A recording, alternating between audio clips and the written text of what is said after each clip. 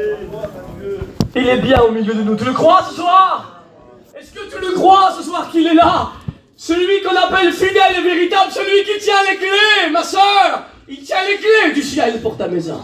Mon frère, il tient les clés du ciel parce que le ciel un jour a été ouvert. Et de ce ciel, il est apparu et il est descendu sur la terre pour s'offrir à Golgotha parce qu'il t'aimait. C'est par amour qu'il est mort. Ne l'oublie jamais. Réfléchis bien qu'un jour, lui, il a souffert. On voit un film où Christ est mort à Golgotha. On voit des mains percées. Et puis un côté, puis ça y est, on le remet au début. C'est fini. Mais il est véritablement mort. Mais il est véritablement ressuscité. Amen. La Bible me dit qu'il fallait qu'il souffre beaucoup. C'est pas une petite douleur. Hein? Souffrir beaucoup, c'est hurler de douleur, la Bible dit. Il se tordait comme un ver sur la croix du calvaire. Jusqu'à un moment donné, il prononce le mot « Tout est accompli ». Et là, il va rompre. La mort va venir l'atteindre. Il va mourir. Pour tous les hommes, c'était fini. On l'a mis dans un tombeau. Et comme il est là pendant 3 jours, des femmes, mon Dieu, mais qui nous roulera la pierre? Il va se passer quelque chose. Il y a quelque chose qui va se faire. Une pierre a été mise dans le tombeau. Il y a des pierres que le diable a mis chez toi. Et que tu sais quelle pierre que le diable a mis chez toi. J'aimerais te parler ce soir du créancier qui est venu à l'intérieur de ta maison. J'aimerais te rappeler d'où tu as été sorti. Qu'est-ce qui s'est passé lorsque tu étais en esclave? Tu étais en Égypte. Tu étais sur la maison de la servitude. Tu as été pris par le diable et on t'a amené là où tu ne voulais pas amener. Le frère a dit, il me faisait faire des choses que je ne voulais pas faire parce qu'il était sur un joug étranger.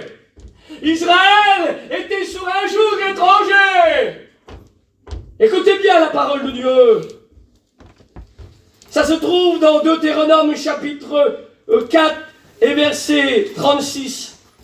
Du ciel, il fait entendre sa voix pour t'instruire sur la terre. Il t'a fait voir ce grand feu. Et tu as entendu ces paroles du milieu du feu. Il a choisi leur postérité. Il a fait lui-même sortir d'Égypte par sa grande puissance. Il t'a parlé au milieu d'un feu pour te montrer que tu étais sur la maison de la servitude.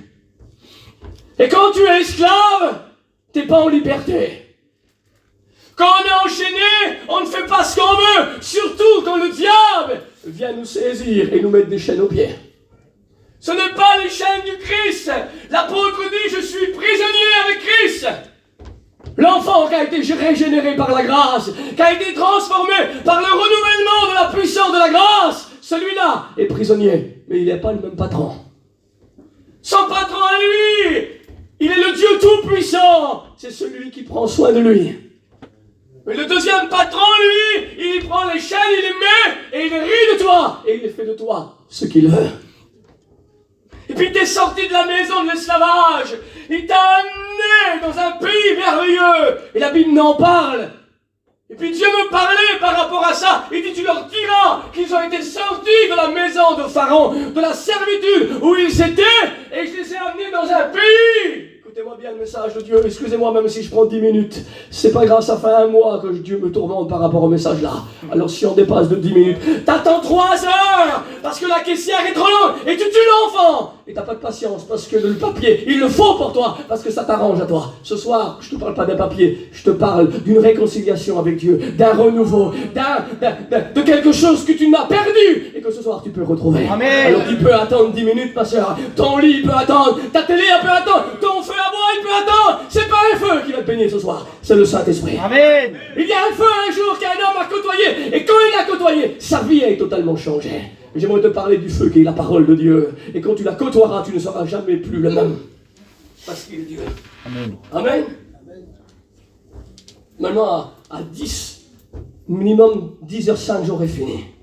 Et je voudrais te parler d'un foyer que l'ennemi est rentré, qu'il a tout cassé, qu'il a tout détruit.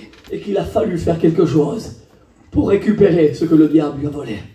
Parce que quand tu perds des choses, il faut faire quelque chose. Tu le sais ce qu'il faut faire, hein? Regarde ce que dit la Bible.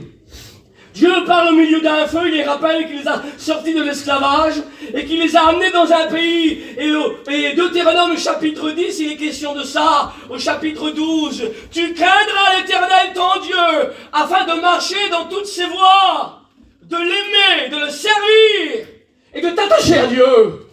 Il est question d'aimer, de servir, de s'attacher à Dieu. T'es sorti de l'esclavage, de la maison de Pharaon, où la servitude était dans ta maison. Et Dieu t'a sorti, il t'a amené dans le pays de Dieu. Mais juste avant, il te prescrit l'ordonnance pour aller dans ce pays que tu dois aimer, servir et s'attacher à Dieu. Regarde ce que dit la Bible encore au verset 17.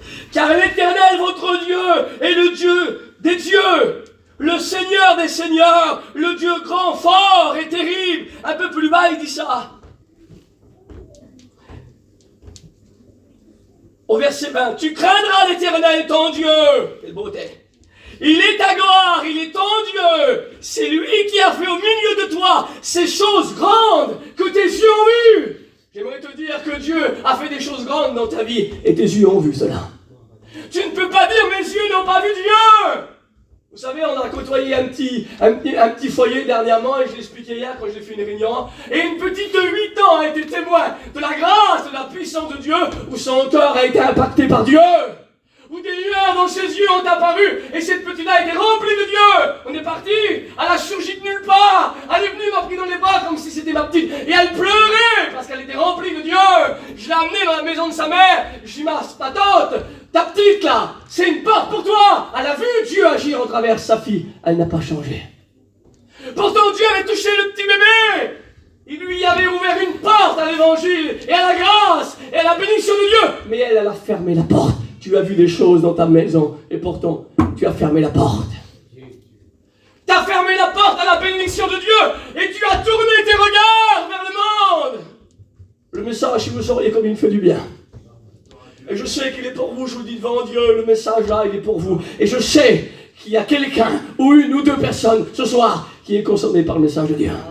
J'étais faire une réunion à Blois pendant les cirques, et j'ai prêché l'évangile, et je croyais que je prêchais à toute l'église.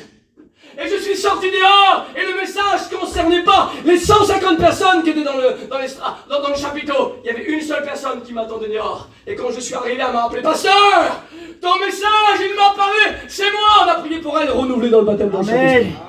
Dieu l'a bénie, parce qu'elle a pris conscience, et elle a vu son état. Elle a dit, c'est pour moi.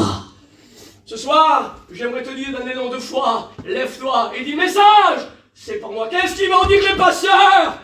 T'as peur que le pasteur vienne chez toi, ou le chrétien, mais ce que tu vis, lui ne sait pas, il ne peut rien faire pour toi. Il y a quelqu'un qui sait ce que tu vis, il est venu à ta rencontre. Amen. Il est venu à ton aide ce soir, il s'appelle Jésus. Dis-lui tout ce que tu as besoin. Quelle beauté, alléluia. Et au verset 11, il est question de ça. Tu aimeras l'Éternel ton Dieu et tu observeras toujours ses préceptes. Dieu sauve l'homme de l'esclavage, de la servitude. Il l'amène dans un endroit avant de le faire pénétrer dans le pays promis. Mais il l'avertit que dans le pays promis, mes amis, il y a un ennemi qui t'attend. Comment peut-on être dans le pays de l'abondance et se faire tout voler? On met des caméras chez nous. Vérifie. C'est bien, tu payes 30 €, je le fais chez moi. C'est pas grave, c'est une caméra. Mais il y a quelqu'un qui veille sur moi, il s'appelle Jésus. Pas besoin de caméra, pas besoin de payer. Il veille, il dort. Celui qui garde Israël, c'est mon Dieu, moi. Amen. Et puis quand je suis malade, il vient à mon aide. Un garçon dit ça dernièrement. J'avais mon petit garçon, il était malade. Et puis je me suis levé pour le courir. Et puis Dieu lui parle, il y a ainsi que toi, tu te tracasses pour le fils, tu viens le courir avec une couverture. Moi, pendant que tu dors, je veille sur toi. Amen. C'est bien plus qu'une caméra. Ses yeux sont continuellement, la Bible me dit, du matin jusqu'au soir, sur toi. Même si toi tu ne prends pas garde au regard de Dieu, même si toi tu ne fais pas attention, Dieu a continuellement les regards sur toi, depuis que tu te lèves, jusqu'à temps que tu te couches. Parce que David va dire, si je me lève, t'es là. Si je me couche, t'es là. Si je prends les ailes de l'aurore et je vais à l'extrémité de la terre, mais t'es là. Je vais m'envoler dans les profondeurs des étoiles, t'es là. Je vais au fond des mers, t'es là. Ton œil me voit tout. Je peux pas me cacher. Seigneur. Je vais cacher au pasteur. Il y a des choses qui ne vont pas là. Mais Dieu sait tout. Tu passes devant le scanner qui est le Saint-Esprit. devant Dieu, seuls les vrais chrétiens rentreront dans le royaume des cieux. T'as franchi une porte tout à l'heure. C'est bien beau la porte, elle est merveilleuse. Une porte rabattante, anti-feu, c'est bien beau. Mais derrière cela, il y a des conséquences quand tu franchiras cette porte. Est-ce que tu es capable de formuler maintenant, avec la foi, avec une conviction, que quand tu la franchiras, tu resteras à l'intérieur? Ça, faut être sûr. Tu sais, c'est bien beau d'être chrétien, mais le mieux, c'est d'y rester. Ah oui. Je suis un chrétien, mais reste fidèle, frère. Ce sont les fidèles qui rentreront dans le royaume des cieux. Amen. Les infidèles ne rentreront pas dans les royaumes des cieux. Viens, bon et fidèle serviteur, pasteur. Toi qui visites tous les soirs et qui fais 20 réunions dans les foyers. Oui, c'est moi. Eh bien, c'est bien. T'es bien beau, mais là, il y a quelque chose qui a resté. Je n'ai pas confessé à la croix. Imagine-toi, ceux que j'ai frappé à la porte et j'ai témoigné, on a vu des choses merveilleuses que si je vous expliquais, vous me prendrez pour un fou. Les frères sont là, ils sont témoins, je ne suis pas tout seul. Eh bien, moi qui a tout fait ça, imagine-toi, je restais sur la terre. Quelle honte devant Dieu. Et ceux qui me côtoieront me diraient, mais toi, t'es venu chez moi. C'est toi qui m'as béni un jour. C'est toi qui as prié. C'est toi que devant toi j'ai tombé à genoux, je me suis converti. Mais aujourd'hui, t'as resté sur la terre. Je préfère fermer la Bible et mourir tout de suite et aller au ciel. Au péril de ta vie, meurs s'il faut, mais va vers Dieu, mon frère. Amen. Meurs s'il faut tout de suite, mais va vers celui que tu as aimé sans le voir, parce qu'il revient bientôt. C'est une éternité de bénédiction. Ne l'oublie jamais. Et puis il continue par rapport à ça, il continue. Quand tu rentreras dans le pays promis, fais bien attention, au verset plus haut, il est question comme cela. Car vos yeux ont vu toutes les grandes choses que l'Éternel a fait. Est-ce qu'il y aurait quelqu'un qui aurait l'audace de dire, moi pasteur, je n'ai pas vu ce que tu as fait. Quand Dieu transforme un garçon qui est lié par la drogue et qui est voué à la destruction et qui le tire et qui en fait de lui un futur serviteur de Dieu, c'est un miracle. Ça, c'est le miracle. Et si tu me dis que tu ne crois pas en Dieu, ben t'es un fou, excuse-moi de l'expression. Si on est capable de te borner et t'enrouler et te faire croire ce qu'on veut, moi je te le dis que Dieu existe véritablement. Et pour aller au ciel, il faut passer par une porte qui s'appelle Jésus. Amen. Et lui tient les clés de la mort et du séjour des morts. Fais bien attention. Écoute-moi bien, ça c'est très important. Regarde, il est 15, on est dans le temps, tout va aller bien. Écoute bien la parole de Dieu, c'est très important. Écoute-moi bien au verset 10, qu'est-ce qu'il est écrit? Car le pays dont tu vas entrer en possession n'est pas comme le pays d'Égypte, mes amis. Rappelez-toi où tu es sorti. Oui, il se rappelle. Il ne dormait pas des nuits. Il faut laisser le drap qui vient le soulager. Il se rappelle d'où il a été tiré. Si tout de suite je lui dirais, hey, oui, tu veux retourner dans le pays de la servitude où tu as été enchaîné par le diable et consommer ce que tu veux, il dirait non. Pourquoi? Parce que le pays qu'il a côtoyé, il est différent. Quel pays que j'ai côtoyé, moi? Tu l'as côtoyé, toi? Et toi, tu l'as côtoyé, ma sœur? Mais enfin, tu le côtoies tous les jours, le beau pays, là. Je suis soirée, le pays. La Bible me dit que c'est lui-même qui a été le chercher. Quel pays? C'est toi, prouve-le par la Bible. C'est écrit noir sur blanc. Il dit, j'irai moi-même, le chercher. Pour toi, le plus beau de tous les pays. Mais fais bien attention. Car le pays que tu vas entrer en possession n'est pas comme le pays d'Égypte où tu en es sorti. C'est un pays que vous allez le posséder. C'est un pays comment? C'est un pays de montagne. Quelle beauté. Mon Dieu à moi, c'est un Dieu de montagne. Il n'est pas sur la terre. Il appelle l'homme depuis une autre montagne. Et la Bible me dit que les montagnes, les sommets de montagne sont à lui. Alors la montagne où Dieu t'amènera, c'est sa montagne à lui. Le pays que tu vas entrer, c'est un pays de montagne, quelle beauté. Un pays de vallée qui boit l'eau du ciel. Bizarre. Le pays là, il boit l'eau du ciel, mais c'est normal, c'est le pays de Dieu. Quand tu es dans le pays de Dieu, tu bois l'eau du ciel. Tu bois pas l'eau de la terre. Arrête de puiser au puits de ce monde, t'en as pas marre? On a côtoyé une fille un jour, elle était au bord d'un feu tout seul, comme la Samaritaine. Je suis arrivé avec Charlie, je dis bonjour, ça va? Elle dit oui. T'es chrétienne? Elle dit non. T'es mariée? Elle dit non. Je peux te chanter un cantique? Elle dit oui, on a chanté un cantique. 1, 2, 3, 4. Il y avait moins 15 personnes qui étaient au bord du feu. Dans mon cœur, je dis c'est bon, je fais la réunion. Après la réunion, qui c'est qui se convertit et qui se donne à Dieu? Si elle fut brisée, elle accepte Dieu. Dieu lui avait donné rendez-vous au bord d'un feu. Elle en avait marre de boire l'eau. C'est un pays de montagne, de vallée, et c'est un pays qui boit l'eau du ciel. Quelle beauté. C'est pas bon la parole de Dieu, quand t'es rempli de Dieu, il n'y a plus rien qui compte. Même même pas ton mari, même pas ta femme. Un jour j'étais chez moi, je priais Dieu, et j'ai un petit garçon, il s'appelle Zacharie, moi. Et puis, il était là sur mes jambes, il dit, viens Zacharie, assieds-toi à côté de moi. Et l'onction tombe sur moi, répercute sur le petit, et le petit il est béni. Dieu me parle. Il dit, ainsi comme moi, je te bénis à toi, je veux bénir ton fils. Parce que le fils a été aussi béni. Parce que j'ai été une répercussion de bénédiction. Il y a combien de temps, frère, je te pose une question, que t'as pas béni ta femme? Ma sœur, il y a combien de temps que t'as pas béni ton mari par une expérience? Il y a des moments où moi je vais pas à la réunion, ma femme va voir, et quand il y a une expérience, elle vient me la dire. C'est comme si j'étais à la réunion. Elle explique que l'onction tombe sur moi, et je suis béni. Parce qu'elle a reçu. Alors elle vient me communiquer ce qu'elle a reçu, et ça me bénit. Ma sœur, il y a combien de temps que t'as pas béni ton mari? Et combien de temps que t'as pas dit, hey, on va prier le Seigneur, hein? Ça serait bien un petit peu qu'on se met à genoux, et puis qu'on l'invoque, le Dieu de la vallée. Je suis marre dans la vallée, moi. Je veux atteindre les hauteurs.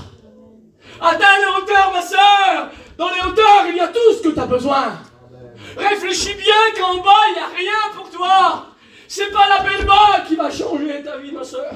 Tu tues ton mari pour qu'il t'achète des affaires. Arrête-le, arrête. Change ta prière. Une femme dans la vie va prier Dieu pour avoir un fils. Elle va constater que la prière n'est pas exaucée de Dieu. Elle change sa prière. Elle dit, Seigneur, si tu me le donnes, je le prêterai à l'Éternel. Donner pour prêter. Elle demande à Dieu quelque chose qui ne va pas lui appartenir à elle, mais c'est pour Dieu qu'elle demande, c'est bizarre, hein? Tu demanderas des choses que ça ne sera pas pour toi, ce sera pour Dieu.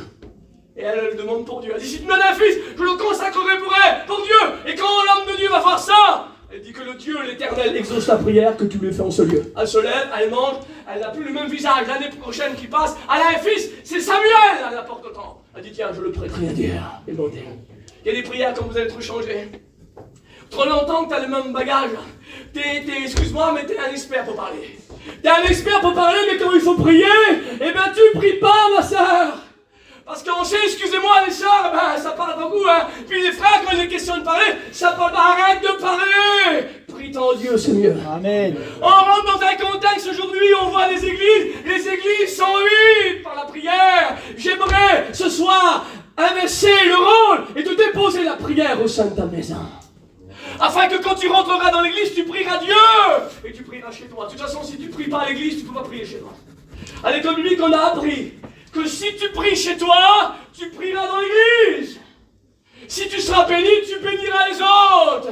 Avant d'être un petit truc qu'on met de l'eau, comment ça s'appelle là? Un récipient. Un arrosoir. Avant d'être l'arrosoir, sois un réservoir. Mais moi, je suis un arrosoir. Mais t'as rien dans l'eau, t'as pas d'eau, Yannick. T'as pas d'eau, c'est pas la peine, tu vas arroser quoi? Et de l'eau chez toi pour donner aux autres. Et ensuite, tu seras un porteur d'eau. Mon Dieu. Ah bon, un porteur d'eau, j'ai soif. Donne-moi de l'eau. Et quand tu la bois, ça coule dans toi. Et tu sens qu'elle te rafraîchit. Quelle beauté, la parole. Elle me fait du bien. Elle me fait du bien. C'est un pays de montagnes, de vallées où elle boit l'eau du ciel. C'est un pays dont l'Éternel, ton Dieu, aura soin, quelle beauté, sur lequel l'Éternel a continuellement les regards du commencement à la fin de l'année. Pour publier une année de grâce du Seigneur. Dieu a continuellement les regards fixés sur cette vallée et sur cette montagne où l'eau boit l'eau du ciel. Quelle beauté, c'est ton Dieu ça. Écoute-moi bien, je donnerai à votre pays l'appui en 100 ans, l'appui de la première et de l'arrière-saison. Et ton blé, à ce moment-là, poussera. Est-ce qu'il y a du blé chez toi, ma soeur? Est-ce que tu as du blé dans tes greniers? Ça fait plus d'1 an de cela, Dieu m'a donné un message sur des boîtes de paille. J'aurais pas le temps de vous en parler, mais Dieu m'a donné un message sur les boîtes de paille. J'ai roulé, et puis je voyais tous les boîtes de paille là. Et dernièrement, cet été encore, j'ai prêché le message, et puis Dieu me montrait des boîtes de paille enroulées avec un filet vert, un filet rouge, un filet noir et un filet bleu. Les significations, Dieu me les donnait comme ça. Je n'ai pas le temps de vous en parler, ce sera peut-être une autre fois. La Bible me dit qu'il mettra le blé dans ses greniers, mais la paille, elle n'a pas de valeur. Elle sera foulée aux pieds et jetée au feu. Est-ce que tu as du blé chez toi? Est-ce que tu es riche? T'es riche? Les poches sont pleines, mais le cœur est vide. Change l'inversement. Que tes poches sont vides, mais que ton cœur est plein. Amen. C'est un pays de blé. Un pays où il y a l'huile qui coule. Il est loin d'huile ma tête. Et puis ma coupe, elle déborde. Mes amis, ne vous trompez pas, hein. Si l'huile ne coule pas, la tête ne sera jamais remplie, hein. Il restaure mon âme près des eaux paisibles. paisible. Il n'y aura jamais restauration s'il ne t'amène pas au torrent de la parole. Dieu voudrait t'amener au torrent de la parole afin que tu comprennes ce soir qu'il faut aller au torrent de la parole. Ah, la monte, tu la casses, c'est bien avec. Écoutez-moi bien, il y a du blé, il y a de l'huile. Je mettrai aussi dans tes champs de l'herbe. Quelle beauté. L'herbe, c'est le synonyme de la fertilité. Le synonyme où le chrétien doit prospérer. Le synonyme où le chrétien, grandit jour après jour. T'as appelé à grandir. Il y a 25 ans, j'ai fait une expérience, c'est bien, c'est pour voir à Dieu te bénisse. Mais il y a quelques jours en arrière, mon frère, il est à Lyon. Et puis j'ai demandé à Dieu que Dieu m'emploie. Écoutez-moi bien, comme Dieu fait les choses. Et puis je priais Dieu, je me suis levé à 5h du matin avec le respect, j'ai pris une douche et je partais à 6h30 et je me suis mis à part et j'ai dit Dieu, emploie-moi, je vais être utile. Je suis arrivé là-bas, j'ai vu mon frère, mon cousin, j'ai vu tout ça, ma belle-sœur a fait un traitement et il y avait une femme qui était là. Elle me dit, je savais que tu allais le dire, je suis venu spécialement pour toi.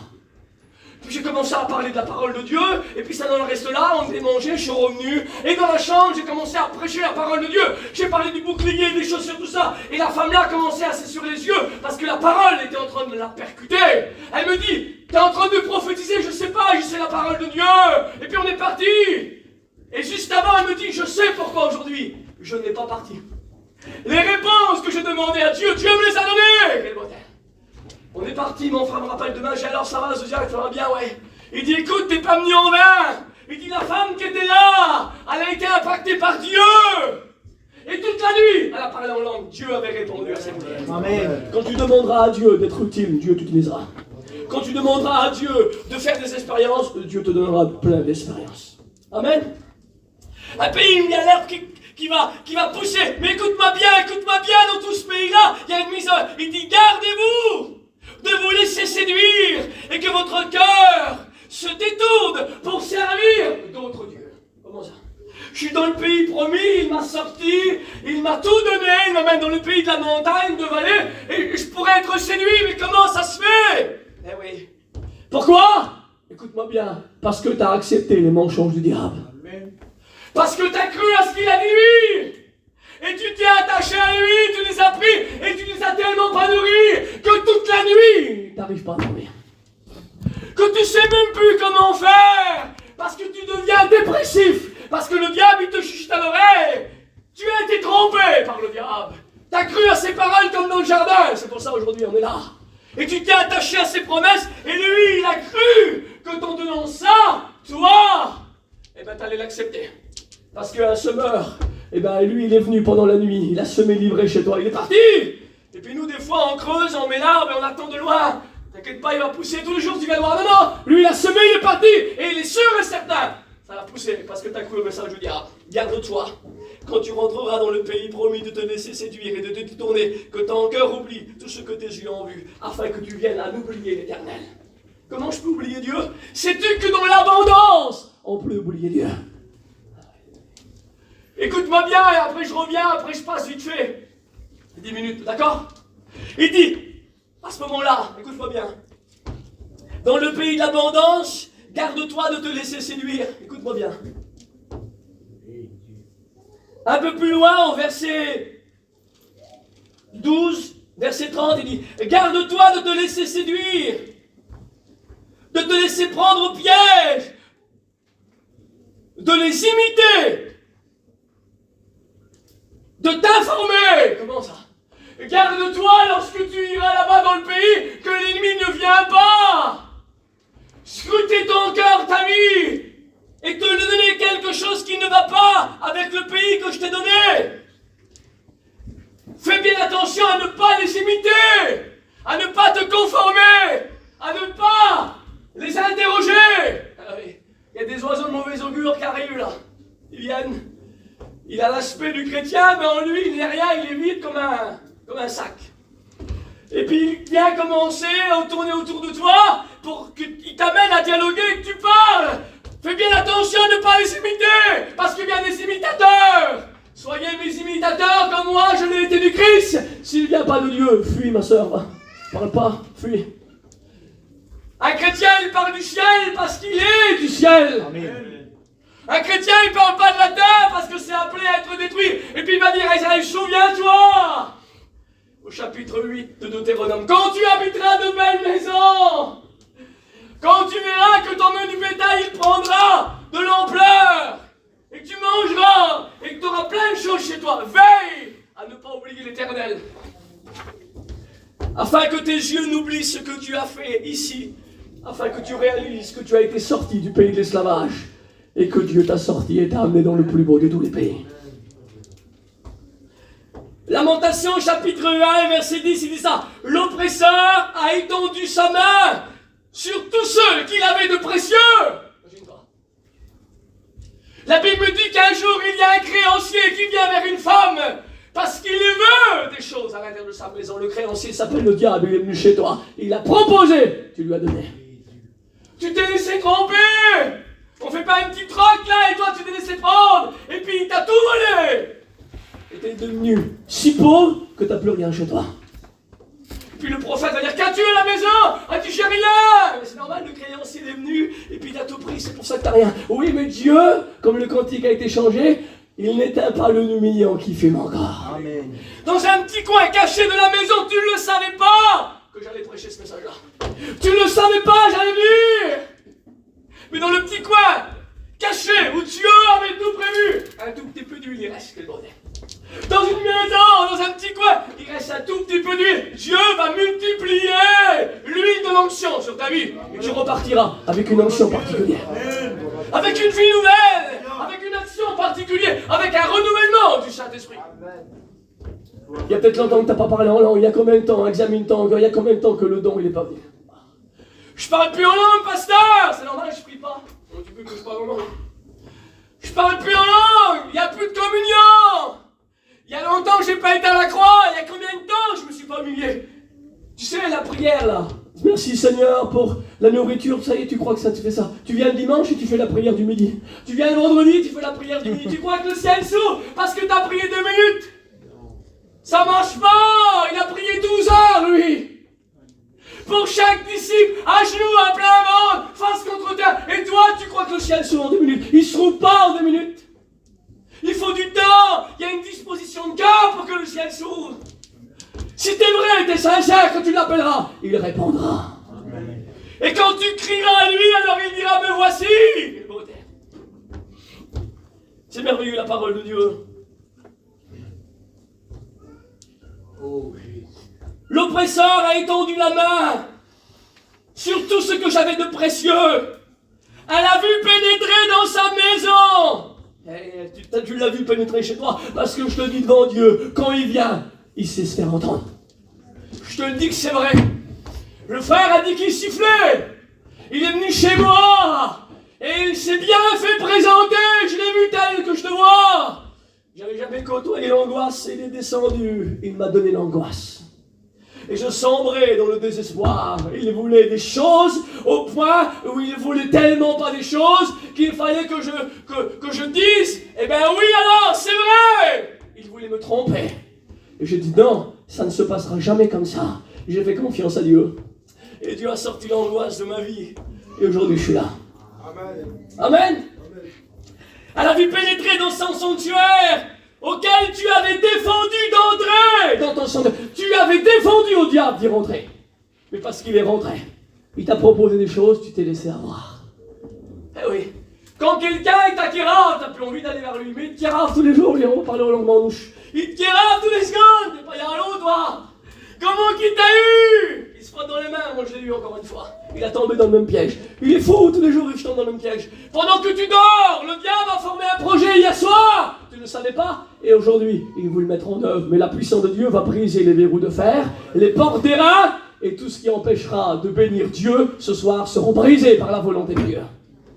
Et l'ennemi qui est rentré chez toi et tu l'as vu rentrer et ôter les choses précieuses de ta maison, eh bien ce soir, mon Dieu, avec l'autorité qu'il a, si tu le pries, il va tout te redonner. Amen.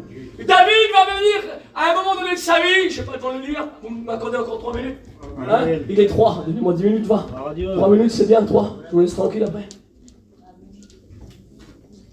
J'ai peiné moi. Vous savez, des fois on arrive là, on dit, pasteur il n'est pas là lui. Tu sais pas ce que j'ai passé moi. Tu sais pas ce qu'il a passé lui, là pendant la semaine pour prêcher. Tu crois qu'on vient comme ça, on lit la Bible en 2 minutes, tu crois que c'est comme ça toi? Ça marche pas s'il n'y a pas l'action du Saint-Esprit derrière. On pourra prêcher 3 heures, tu peux faire venir le ministre, il va parler, s'il n'y a pas l'action du Saint-Esprit, il ne se passe rien du tout. Il faut une vocation qui vient du ciel, avec une mise à part et un message qui vient d'en haut. Jimmy nous disait ça. On ne se met pas à part pour faire le message, on se met à part pour le recevoir. Le message, j'ai reçu de Dieu, tu comprends bien? Alors accorde-moi 2 minutes encore et après je te laisse tranquille. Tu iras chez toi, tu boiras le café chaud. Mais ce soir, tu as bien besoin d'un café et tu as besoin du Saint-Esprit. Amen. L'oppresseur, écoutez-moi bien, Ésaïe 51, verset 13, il dit que l'oppresseur cherche à te détruire. Le mot oppresseur, c'est qui s'oppose à dominer par la force. Eh oui, le diable a dominé sur toi. Il y a combien de temps qu'il domine sur toi et puis qu'il fait de toi ce que tu veux, et puis aujourd'hui tu es rendu dans un état comme ça. Mais aujourd'hui, Dieu veut changer la donne. Amen. Est-ce que tu crois que Dieu veut changer la donne? Amen. Il y a un petit texte ou deux, et puis après je vous laisse tranquille. Attendez, je le prends là 2 minutes, excusez-moi. Et puis après je vous laisse tranquille.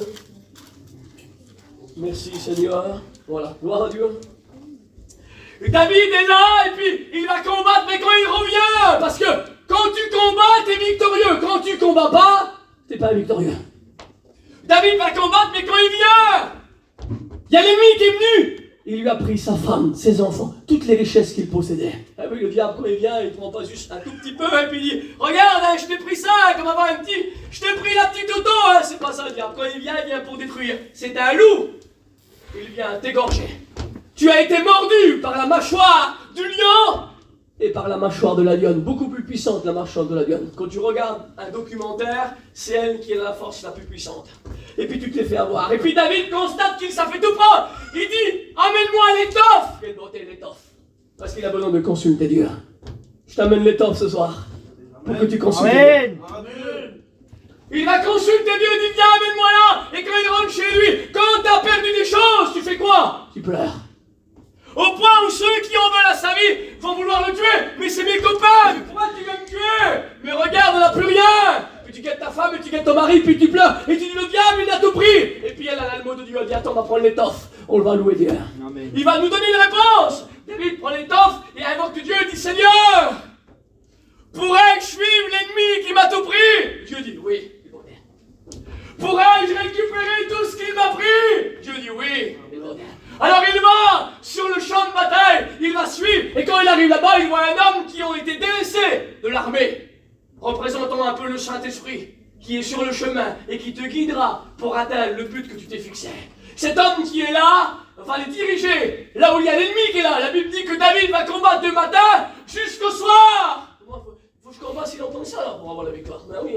Il y a des combats que tu n'arriveras pas à combattre, ce sera lui qui combattra pour toi. Amen. À ce moment-là, David va combattre du matin jusqu'au soir, et la Bible me dit qu'il va reprendre tout ce que le diable lui a pris. Parce que mon Dieu est capable de tout redonner ce soir. Il y avait quelques trucs encore à dire, mais quelle parole de Dieu, vous savez comment elle est bonne la parole de Dieu. Amen. Jérémie 23, verset 3, l'Éternel te délivrera de l'oppresseur. Quelle beauté. Zacharie chapitre 9 et verset 9. Sois transporté d'allégresse. Voici ton roi vient à toi. Le roi des rois, il vient à toi. Et puis Lamentation, il est comme ça. Regardez ce que dit la Bible. Par rapport à ça, Lamentation, c'est ça. Regardez ce que dit la Bible. Je suis l'homme qui a vu la misère. Il m'a conduit maintenant dans les ténèbres. Il m'a fait dépérir ma chair. Il a brisé mes os. Il m'a environné de poison. C'est ce que le diable a fait. Il m'a entouré d'un mur pour que je ne sorte pas. Il a fermé mon chemin avec des pierres de taille. C'était un lion dans un lieu caché. Il m'a jeté dans la désolation. Il m'a rassasié d'amertume. Il m'a enlevé la paix. Seigneur, je ne suis pas comme ça des fois ce soir-là. Ben si t'es comme ça. Et ne dis pas au nom de Jésus, je te le dis avec l'autorité. Ne dis pas que c'est pas pour toi, c'est pour toi. Parce que trop longtemps, des fois on dit hey, comment que c'est pour lui le message? Arrête de dire c'est pour lui. Toi-même, c'est pas. Dès que tu poses la question, tu dis que c'est pour lui. Automatiquement, ça revient à toi dans un corps comme une flèche. Et Dieu te dit c'est toi, c'est à toi que je parle. Pas au voisin, je parle à toi. Alléluia. Le psaume chapitre 9 et verset 8. Car le pauvre n'est point oublié. Quelle beauté. Il n'oublie pas leurs cris. Il n'y aurait pas le temps, on va fermer nos yeux. Je n'ai pas assez de 10 minutes, excusez-moi. Mais je veux qu'on prie le Seigneur. Vous êtes d'accord?